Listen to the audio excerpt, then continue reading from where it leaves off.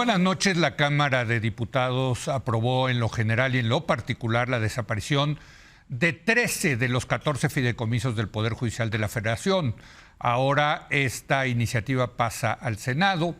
Legisladores insistieron que esta decisión contribuye a la austeridad que promueve el presidente López Obrador. Para discutir este tema, saludo a Denise Dresser. Denise, buenas noches. Hola, buenas noches, buenas noches. Renata Turrent, buenas noches. Y Pablo Magluf. Buenas noches, Leo, buenas noches, compañeros. Y como nos visita Pablo Magluf, vamos a empezar con Pablo Magluf. A ver, esto es una venganza, ¿no? O sea, entremos en materia. Se está vengando el presidente. Venganza y preparativo. A ver, venga. Bueno, sí, yo creo que se trata de un ataque autoritario de parte del régimen obradorista en contra del Poder Judicial, con tres objetivos. Primero, debilitarlo lo más posible en la antesala de la elección del próximo año. Aquí hay un elemento de temporalidad crucial. La prueba es que no les interesaron los fideicomisos cuando tenían un presidente ministro a modo los primeros 5 años. Con Saldívar. Con Saldívar, exactamente. Pero ahora que tienen a Norma Piña, que está ejerciendo una verdadera resistencia y un efectivo contrapeso, no les conviene un poder judicial fuerte. Segundo, me parece que el objetivo es convertir a los ministros en enemigos públicos, en enemigos del pueblo, en símbolos de la corrupción y de los privilegios, para galvanizar al electorado en torno al plan C. Recordemos que de lo que se pretende es de someter a los jueces y ministros a elección popular. Y tercero, tenderle una trampa al Poder Judicial en la que se termine inevitablemente convirtiendo en juez y parte, porque todo esto se va a impugnar y eventualmente recaerá otra vez en la Corte. De modo que le servirá también para dibujarlos como protectores de sus propios privilegios. Es una trampa también. Entonces, es una buena jugada política. Sí, esa la quiero discutir más a fondo más adelante. Sí. Pero todo esto se está orquestando con una serie de mentiras flagrantes difundidas por el aparato propagandístico del gobierno. Y quisiera rescatar algunas de esas mentiras. Primero, que se trata de un asunto de austeridad. ¿Sí? ¿Cómo se atreven a alegar que detrás de la intención hay una preocupación legítima por la austeridad cuando el gobierno se acaba de endeudar por casi 2 billones de pesos? ¿Cómo le pueden importar 15,000 millones, que son un ápice? Bueno, todo suma. No, pero a ver, 2 millones a mí me parece más que cínico o perverso, Leo. Segundo, que se trata de un asunto de corrupción. No solo no han demostrado nada, como tampoco lo hicieron en todos los destrucción de los fideicomisos previos, en el clásico mantra acusatorio de la corrupción que utiliza este gobierno para destruir cualquier cosa que se le ponga enfrente. Sino que no han dicho nada de los otros 176 fideicomisos que tiene el gobierno con más de $500 million de pesos, 550 y tantos mil millones de pesos, 17% de los cuales están en manos de militares. ¿Por qué no han dicho nada de esos fideicomisos? Que son muchísimo más abundantes que los de la Corte. Tercero, que el Poder Judicial no regresa sus subejercicios a la tesorería. Eso es falso. Ayer la oficial mayor Gisela Morales demostró con datos y documentos que además son públicos en las cuentas públicas cómo año con año el Poder Judicial regresa los subejercicios a la tesorería. El año pasado apenas fueron casi 3,000 millones de pesos. Y cuarto y último, que no afecta esto a los 55,000 trabajadores del Poder Judicial, que solo afecta a ministros y a sus privilegios, cuando eso es falso. Al menos 6 de los fideicomisos son de ahorros voluntarios y afectan cosas como pensiones, salud, vivienda, retiro. Algunos han trazado una analogía de que es como si se tratara de que te quitaran tu Afore, ¿no? Bueno. Entonces, yo creo que se trata de una gran mentira y un acto orquestado desde el poder para debilitar un contrapeso. Renata, para debilitar al Poder Judicial. Bueno, no sé si empezar con mi argumento y quizá nada más dos aclaraciones que creo que hemos estado ida y vuelta. Lo de que no se regresan, dice ayer la oficial, no se regresan en los últimos 6 años. Pero hoy el comunicado de la Suprema Corte dice el inicio, el origen, que es lo que decía Vanessa la semana pasada. Vanessa Romero en esta mesa, el origen de cómo empiezan a tener esos, ahí es donde ese dinero tuvo que haber regresado a la tesorería.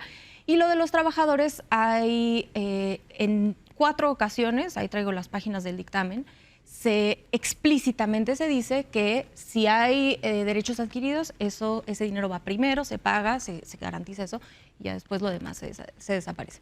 Ahora sí, un poco como mi argumento general.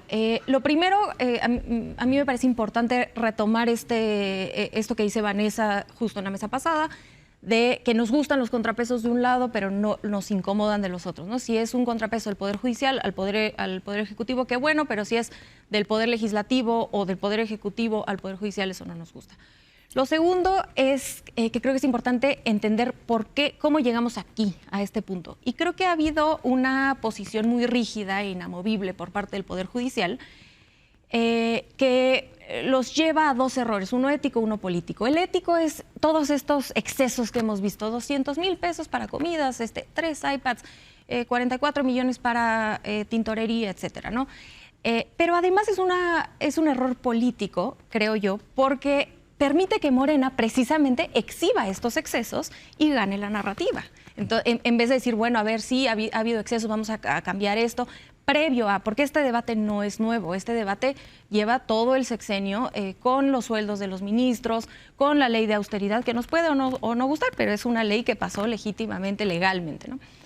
Y por último, creo que es importante hablar de qué va este debate de fondo. Yo creo que hay 2 cosas. La primera, por supuesto, el tema de austeridad. Yo sí creo que hay un debate de austeridad republicana. Creo que ayer Violeta Vázquez Rojas explicaba la diferencia entre un gobierno, una política de austeridad y el apellido de la austeridad republicana, que es este principio juarista que el presidente ha tratado de impulsar.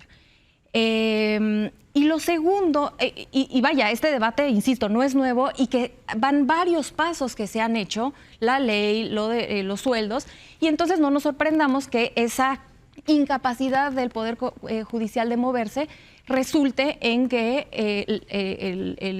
Morena, en este caso, busque otras rutas para llegar a ese objetivo. Muy bien.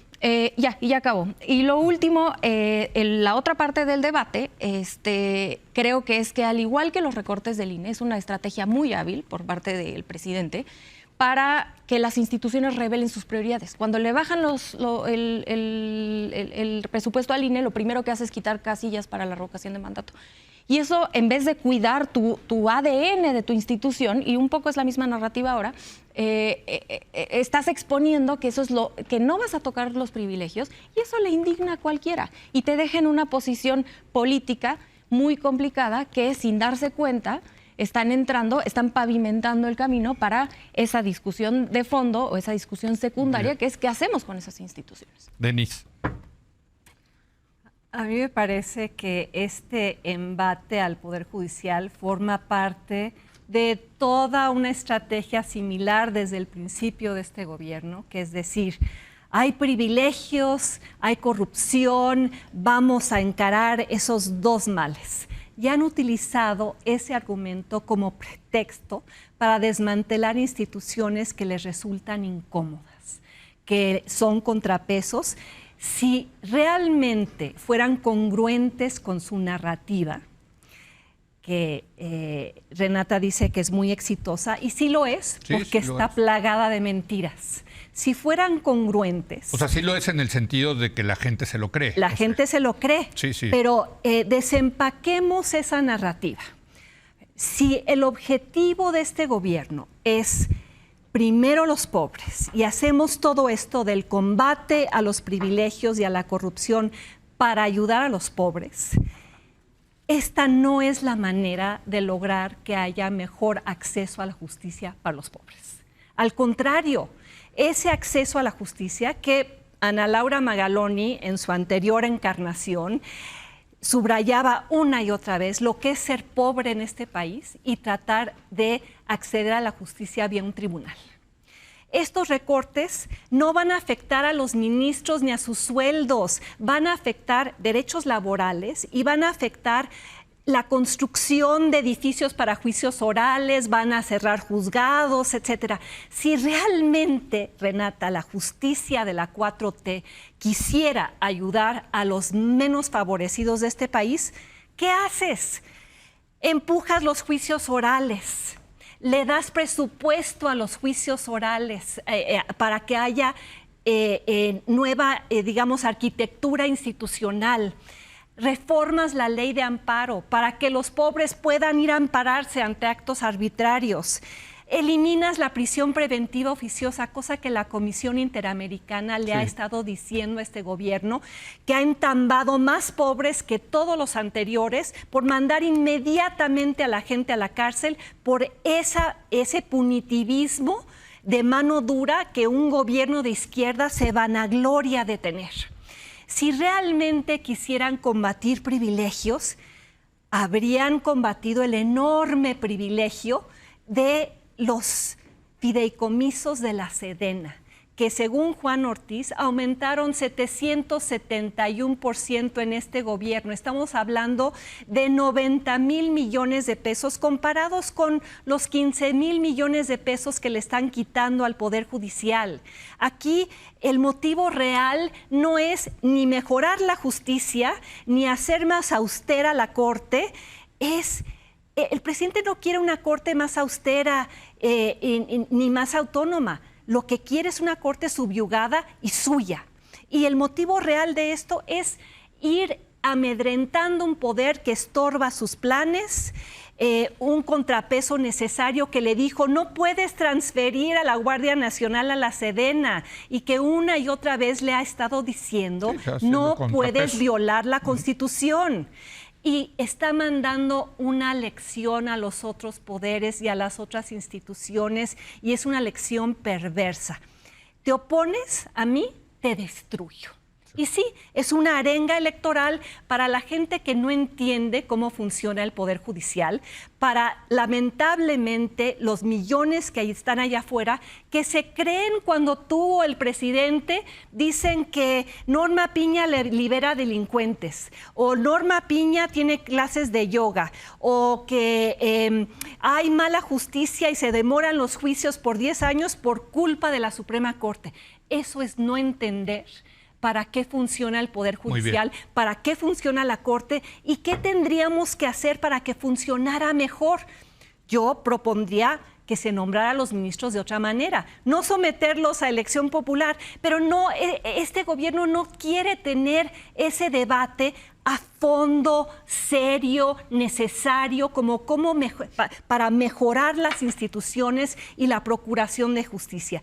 Usa esta falsa bandera del combate a los privilegios y el combate a la corrupción, que por cierto, este gobierno tampoco combate. Hay un montón de privilegios pululando por toda la administración pública. El privilegio de que no te investiguen, como al general Cienfuegos, el privilegio de que no te despidan, aunque hagas mal tu trabajo, te vuelvan candidato, Hugo López-Gatell, el privilegio de que no tengas que justificar cómo gastas el dinero público, porque ese dinero se va a la tesorería de la Federación y no tenemos hasta el día de hoy una sola pista de cómo se va a gastar, como tampoco tenemos una sola pista de cómo se ha gastado el dinero en el Tren Maya, en Dos Bocas. Entonces, vamos a combatir privilegios, seamos serios. Muy bien.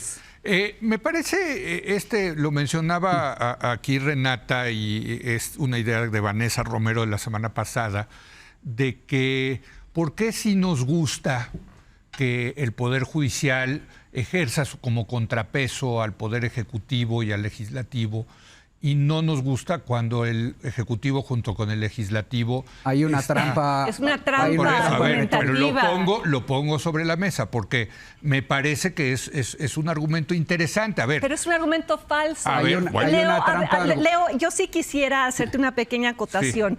O sea, no reproduzcamos argumentos falsos ¿Por qué es porque son falso? interesantes. ¿Por qué es falso? A ver, ¿de qué tradición venimos? De una tradición de presidencialismo imperial, donde el poder ejecutivo se saltaba o arrollaba o colonizaba a los otros poderes. No venimos de un país de contrapesos y el poder ejecutivo está abusando de su poder ahora para tratar de suprimir el incipiente contrapeso creado desde los 90 con muchísimo trabajo por parte de Ernesto Zedillo, para que la Suprema Corte tuviera pues mínimamente algunos ministros autónomos. Y, por cierto, si nos vamos a eso de los privilegios, pues, ¿por qué Arturo Saldívar no ha renunciado a sus privilegios? ¿Por qué Yasmín Esquivel no se ha sometido al imperio de la ley por su tesis plagiada? O sea, Hay un argumento, es un argumento hay falso. un argumento adicional que dilucida la trampa argumentativa, la trampa retórica. En este caso se trata de dos poderes contra uno. Se trata del poder ejecutivo y el legislativo, que está en manos del ejecutivo contra el judicial. porque ganaron los votos. Sí, está bien, pero, ojo, ahí va la segunda parte. La carga de la prueba la tiene el Ejecutivo porque la iniciativa viene de ellos. Sí. ¿Sí? Entonces, por mera geometría, la resistencia la tiene que ejercer el judicial. O sea, no se puede voltear, no es una iniciativa del Poder Judicial. El contrapeso lo está ejerciendo el judicial porque le toca en el orden de las cosas. Y a lo mejor el También contrapeso al lo va a ejercer el judicial Exactamente. porque la van a impugnar Y y, la el segunda- propio judicial va a decir esto es Y inconstitucional. la segunda, que es muy importante, tú dices, ganaron con los votos. Sí, nada más que la encomienda constitucional del Poder Judicial es contramayoritaria. El Poder Judicial nació para ejercer una resistencia contramayoritaria precisamente por abusos obtenidos en las urnas. exactamente. Y además, A ver. déjame Pero- decir algo muy rápidamente. La justificación es, pues, ganamos los votos, tenemos derecho a hacer lo que nos venga en gana. Exacto. A ver, ¿puedo retar a Renata o a cualquier otra persona que me diga en qué momento de la campaña presidencial tanto López Obrador como Morena dijeron que iban a ir tras el INE, dijeron que iban a someter... Por la Suprema sí, ¿eh? Por la Suprema Corte. Perdóname, jamás dijeron, dijeron que iban a reducir privilegios, jamás dijeron que iban a someter a los ministros a votación popular. Eso sí, no. A O sea, ver, pero entonces, termina tú o para sea, que vaya, tu argumento para que vaya Renata. Venga. Quiero examinar esta trampa que le están tendiendo a la Corte para ser juez y parte. Sí, Mira, esto se va a impugnar, Leo, sí. por dos vías. Primero, porque violó el procedimiento legislativo Una vez más. al haberse turnado una comisión que no le competía, es decir, a la Comisión de Presupuesto, cuando por ley las cuestiones judiciales se deben de analizar en la Comisión Judicial y de Gobernación, de Justicia y Gobernación. Sí. Entonces, eso por un lado. Por otro, por violaciones constitucionales, artículos de la Ley Federal del Trabajo y cuestiones de derechos laborales. Entonces, la cosa aquí que es muy mañosa es que esto ya lo sabía el presidente. Eso lo sabemos Claro. porque lo dijo el Claro. presidente en la mañanera. Claro, claro. Esto lo van a impugnar. Sí. Entonces, la deducción automática a la que tenemos que llegar es que se trata de un plan con maña. Probablemente, de hecho, mandaron a una comisión equivocada con toda la intención para que fuera impugnada y cayera a la Corte eventualmente. Entonces, esto le sirve para que la Corte sea juez y parte y los permita pintarlos como defensores de sus propios privilegios, de modo que le puedan decir al pueblo, miren, ¿ya ven? Se trata de unos corruptos. No, yo Entonces, no- sí. aquí, ¿qué debe de hacer la Corte? Porque cae en la trampa o no. O sea, es un dilema interesante. Yo pienso que la Corte debe de juzgar la ley sin cálculo político que de todas maneras le va a dar la razón, y también el de manera paralela dar una batalla en la opinión pública intentando explicarle a la ciudadanía lo que está en juego y probablemente volver a activar a la marea rosa, por ejemplo. Muy bien, a ver, yo sí quiero decir que mi postura es muy clara. Yo creo, Renata, que todo esto lo están haciendo para debilitar al Poder Judicial. Yo sí lo creo, para castigarlo y debilitarlo. O sea, sí hay una intención política de echarse ese contrapeso, ¿no? Y lo ha dicho el presidente. El presidente lo que quiere en el plan C es retener la presidencia, mayoría calificada de 2/3 partes en la Cámara de Diputados, Cámara de Senadores, para reformar la Constitución y elegir a los ministros de la Corte, que eso inmediatamente le daría el control al mayor aparato político electoral que hay en México, que es Morena. Se quieren quedar con todo y además quieren desaparecer al INE. Lo dice el presidente, Renata, no lo estoy diciendo yo. No, pero lo del INE no. Bueno, no eso, pero también lo dicen, o sea, también querían que los consejeros del INE los eligiera el pueblo. Sí, pero eso no es querer desaparecer al INE. Es un debate distinto. Capturarlo. Pero a ver, le toca a Renata. Es querer desaparecer al INE autónomo, es que el INE sea suyo. A ver, va, Renata. Por supuesto que es un debate político, pero es un debate político de los dos lados. O sea, tanto el Poder Judicial está haciendo política, los tres poderes están haciendo política porque así es esto, así funciona y eso no nos asustemos. A ver, voy a tratar de contestar lo más que pueda porque son muchos temas, pero me interesan tres. El primero, esta parte de los errores legislativos y que quizá la Suprema Corte entre, ¿no? Bueno, ese es precisamente parte de los contrapesos a los que se tiene que someter el Poder Legislativo si hace las cosas mal, y está bien, para eso sirve, está muy bien si es que no hicieron bien las comisiones. Se habla del Legislativo, creo yo además, como si el Legislativo no tuviera la facultad de eliminar los fideicomisos, o como si o de aprobar, digamos, si es que también incluimos el debate de la disminución del presupuesto, que dicho sea de paso, aquí traigo la gráfica. Sí, porque además de la desaparición de los fideicomisos, le van a aplicar. Claro, pero le van a cortar el presupuesto. Esa disminución desde el inicio, o sea, desde el 2000, y estos son los datos que trae México Evalúa, lo que presupuesta, lo que pide el Poder Judicial y lo que se le da no es la misma cantidad, se le da menos, ¿no? Sí. Eso no es de este sexenio, o sea, ahí está, lo pueden revisar en México Evalúa, es la gráfica que ellos proponen. Ahora, yo creo que aquí hay un tema muy interesante en la postura de ambos, que es que la gente no entiende y que el presidente engaña a la gente. Y yo ahí sí no podría estar en más desacuerdo en pensar que la gente, digamos, eso implícitamente lo que se está diciendo es que la gente es tonta, ¿no?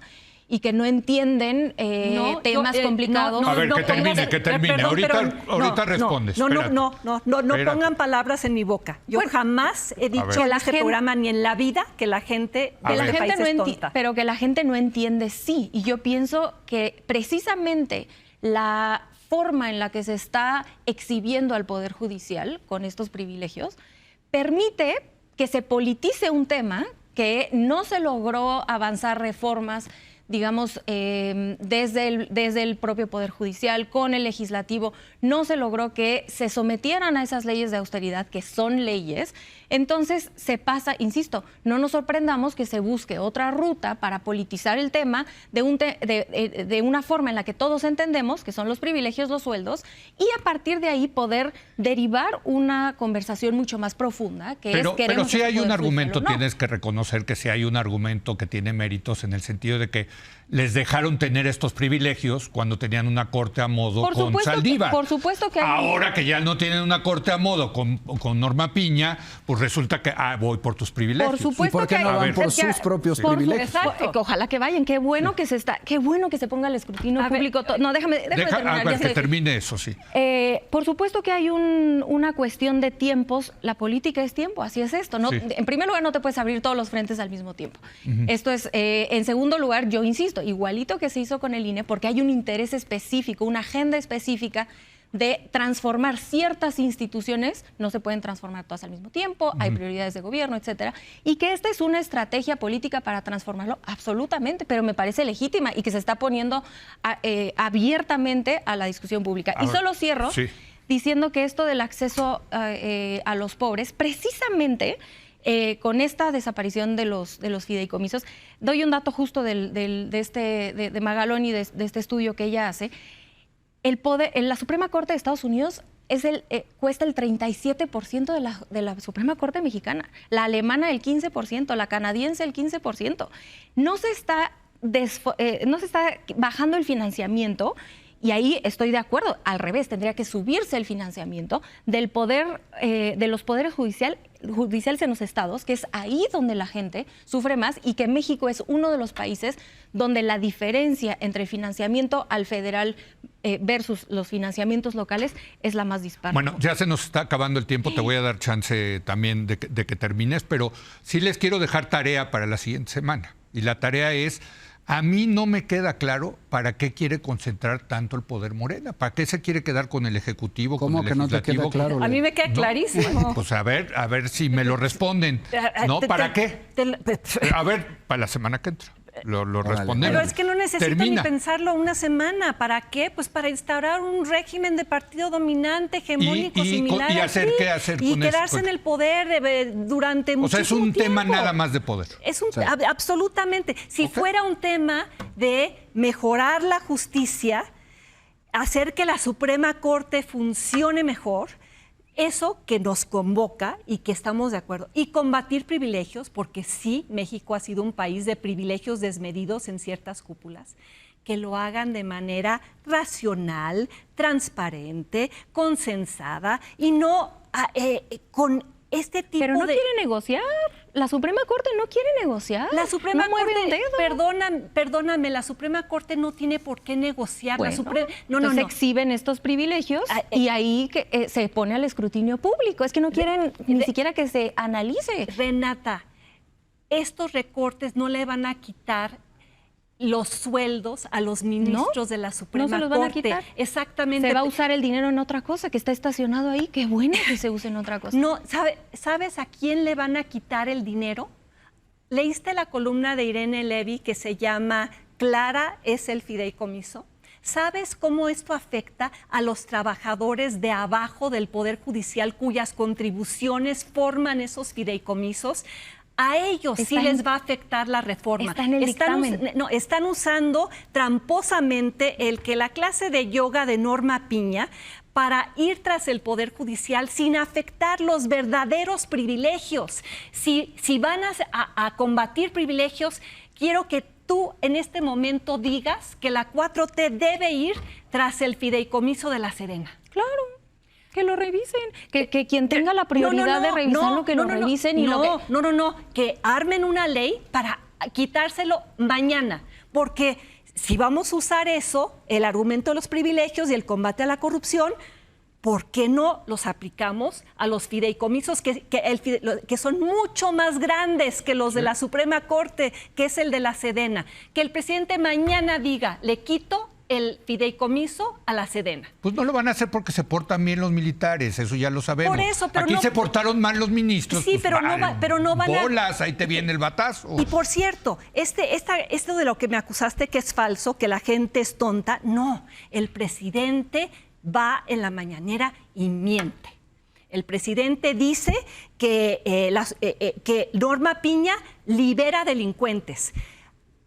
Le hace creer a la población que el problema no tiene que ver ni con las fiscalías, ni con la presunción de inocencia, ni con los juicios orales, ni con todos esos problemas que el Poder Judicial viene acarreando y que se resuelven de otra manera. Pero Denise, estás descubriendo el agua tibia que los políticos mienten. Perdóname, pues sí, miente este presidente y mienten todos los políticos para salirse con la suya, con sus proyectos. No estoy diciendo que este sea el primer presidente en mentir. Hombre, no, pero más y con más eficacia.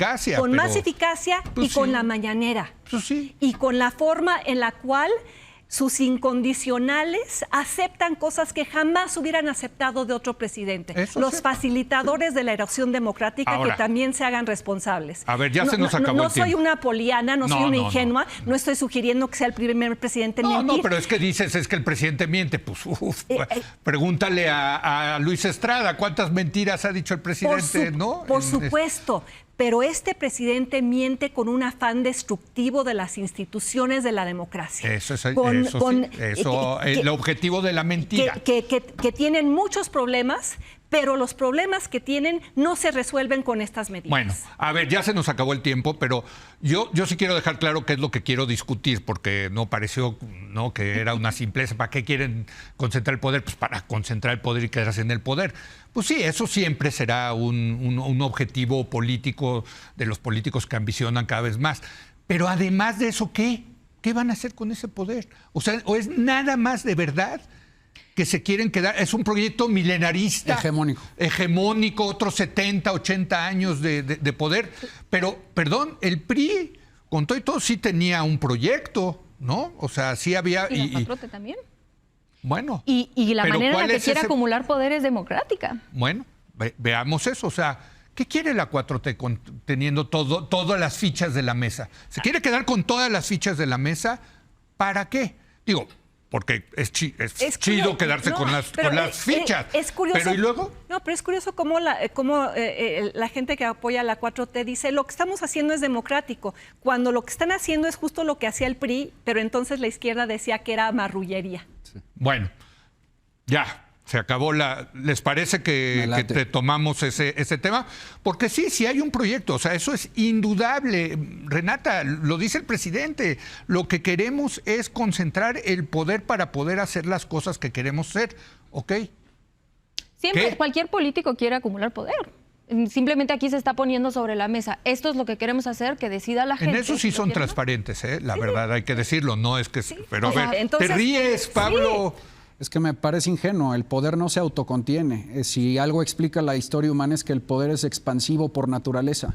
No necesita explicación. ¿Y luego? El poder... ¿Y luego? ¿Y luego qué? ¿Y luego pues ya qué? con eso. ¿Ya con eso qué? El poder desmedido es autoritario, el poder desmedido es destructivo. ¿Pero ¿y qué van a hacer el poder desmedido socava libertades. Ya estás contestando en el sentido de que lo que quieren es destruir todavía más. Yo creo que augura un proyecto autoritario, antidemocrático, antiliberal.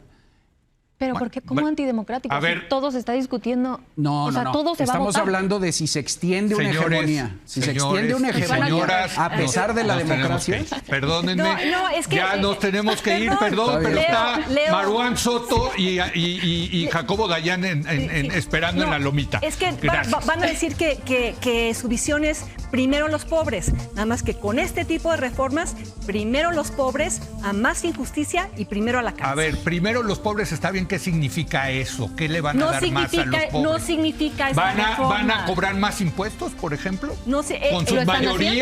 Con sus mayorías en la Cámara van a reformar la ley para que se paguen más impuestos. Bueno, eso, tengamos esa discusión, que aparte me parece muy buena. ¿Quieren concentrar el poder? Sí, porque es chido tener poder. ¿Y luego? Sí, ¿por qué no hace? ¿Por qué no? Esa es la discusión bueno, que ya, me está trayendo. Ya me está matando el señor productor. Ya, buenas noches. Buenas noches. Viene Marwan Soto Antaki y Jacobo Dayan para hablar del conflicto de Israel con Hamás.